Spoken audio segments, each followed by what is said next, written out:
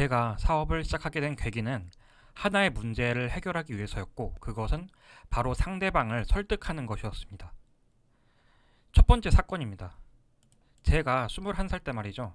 대학 원서 지원을 했는데 최초 발표에서 모두 불합격을 했습니다. 그러니까 아버지가 좀 간접적으로 이야기를 하면, 제가 평소에 성대나 중앙대 갈 성적이 나오는데 왜 고대를 지원했냐는 거예요.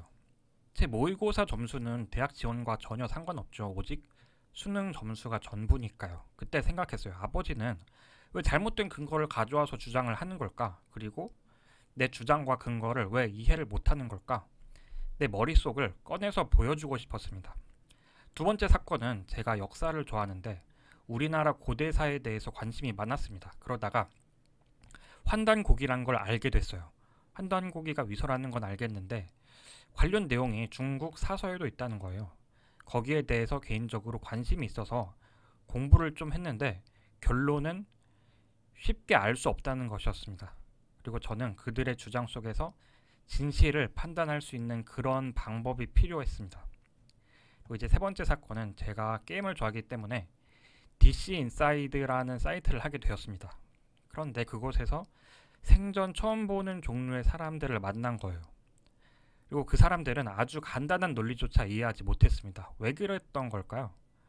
그 중에는 일부 마음을 열고 토론을 하면 커뮤니케이션이 통하는 친구들도 있었습니다. 그런데 마음에 안 든다고 깽판을 치는 사람들이나 거짓말을 하는 그런 사람들이 많았어요.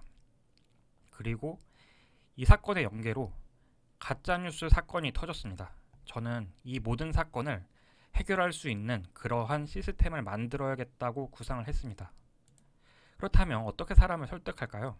다른 말로는 어떻게 그 사람을 이해시킬까요? 우리가 인공지능이 있다면 해결이 가능하겠죠.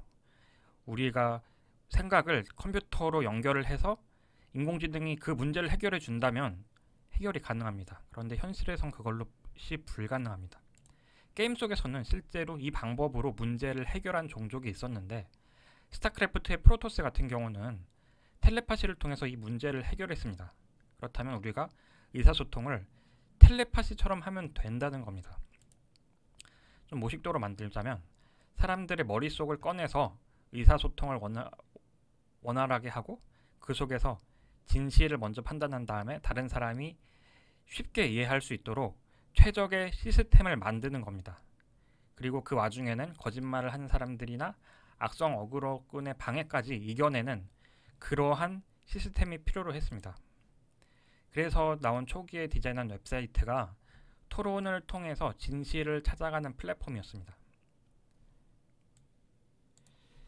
그리고 이해를 시켜줘야 되니까 설명과 설득을 하는 플랫폼을 만들었던 거죠. 이 어플의 용도는 무궁무진했습니다. 이 어플은 뉴스에도, 자기 관리에도, 물건 구매에도, 그리고 심지어는 업무에서조차도 사용할 수 있었습니다. 그런데 이 문제를 만들려면, 어플을 만들려면 코딩을 할 줄 알던가 돈이 필요했습니다. 일단 저는 처음에 프로토타입도 만들 겸 반년 정도 코딩을 공부해서 만들었어요. 그런데 제가 기획을 잘못했고 버그투성이를 만들었습니다. 결국 디버깅에 실패를 해서 때려쳤습니다. 그 다음에 사업자금을 모으려고 공부를 하면서 소설을 썼어요. 그리고 그 돈으로 비트코인을 투자를 했습니다. 그리고 그 결과는 망했습니다. 그 와중에도 어플은 점차 개선되고 발전했습니다. 제가 아까 말했던 모든 기능을 유기적으로 통합하고 무한하게 확장할 수 있는 에디터, 다른 말로는 스토어를 만들었습니다.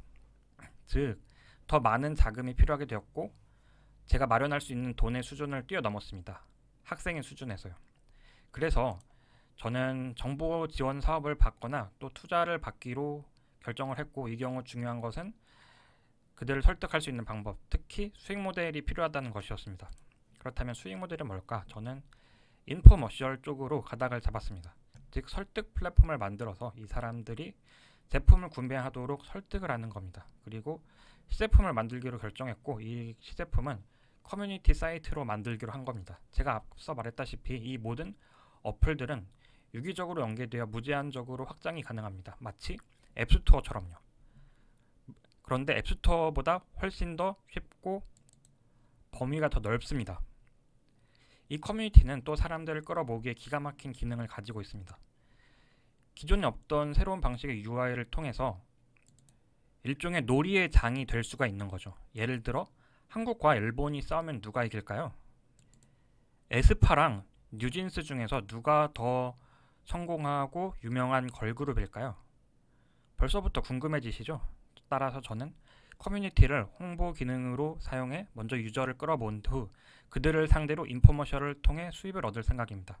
이 어플이 가진 포맷은 굉장한 잠재력을 가지고 있어서 거의 인공지능 수준이에요.